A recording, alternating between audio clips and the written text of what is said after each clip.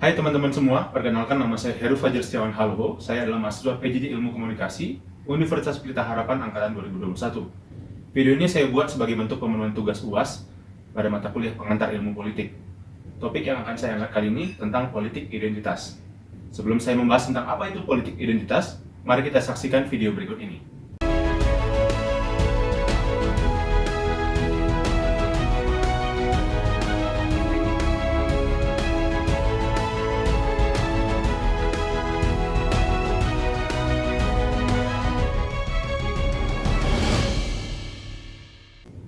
Di dalam video yang sudah kita saksikan tadi, ada tagline politik identitas pada Pilgub DKI 2017. Sebenarnya apa sih yang dimaksud dengan politik identitas?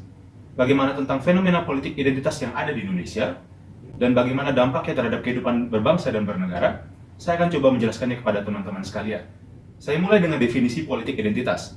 Politik identitas merupakan suatu perjuangan politik dari suatu identitas, baik itu ras, agama, etnis, sosial, budaya, yang sama, di mana kelompok tersebut melakukan diskriminasi kepada kelompok lainnya yang berbeda dengan mereka. Politik identitas ini pada umumnya terjadi akibat adanya dominasi dari mayoritas kepada minoritas. Salah satu potret terburuk sepanjang masa pemilihan kepala daerah di Indonesia adalah pada Pilgub DKI tahun 2017. Pada Pilgub DKI 2017, kita bisa melihat betapa besarnya damage yang disebabkan oleh penggunaan politik identitas tersebut. Mari kita flashback singkat bagaimana para elit politik menggunakan isu politik identitas pada Pilgub DKI 2017.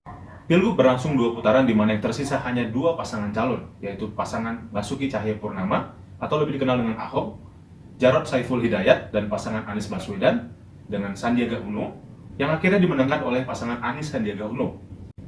Penggunaan politik identitas mewarnai sepanjang proses Pilgub DKI 2017 dan menyebabkan polarisasi pada masyarakat.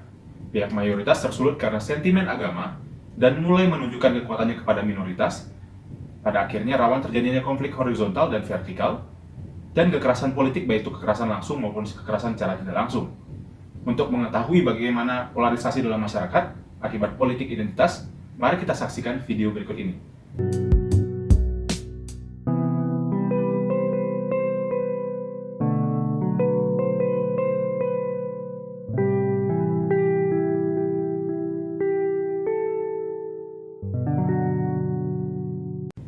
Pada kesempatan ini saya akan mencoba membuat rentetan peristiwa penting terkait Pilgub DKI 2017 yang telah saya rangkum dari berbagai sumber. Yang pertama, pada tanggal 27 September 2016 adalah pidato Ahok di Kepulauan Seribu yang menyinggung surat Al-Maidah ayat 51. Pada tanggal 6 Oktober 2016, Buniani mengunggah cuplikan video tersebut di media sosialnya dengan memotong dan mengedit transkrip videonya.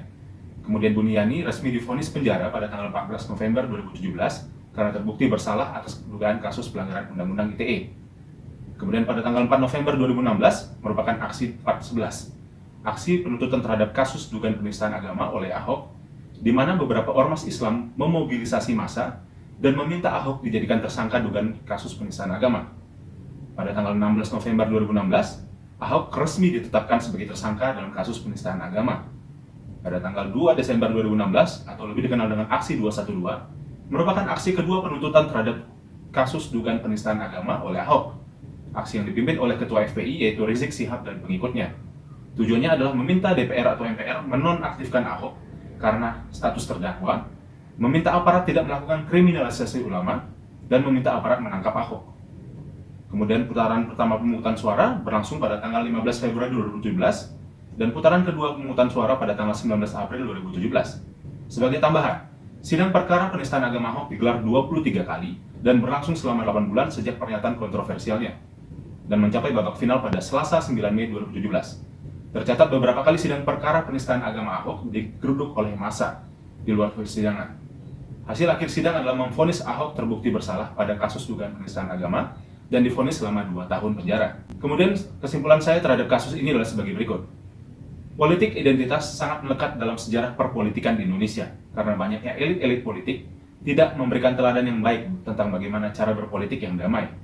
Mereka menggunakan politik identitas sebagai komoditas politik untuk mencapai tujuannya tanpa berpikir panjang bahwa hal itu akan menyebabkan polarisasi dalam masyarakat sehingga rentan terhadap konflik horizontal maupun konflik vertikal. Hal itu tentu saja bertentangan dengan prinsip demokrasi yang dianut negara Indonesia.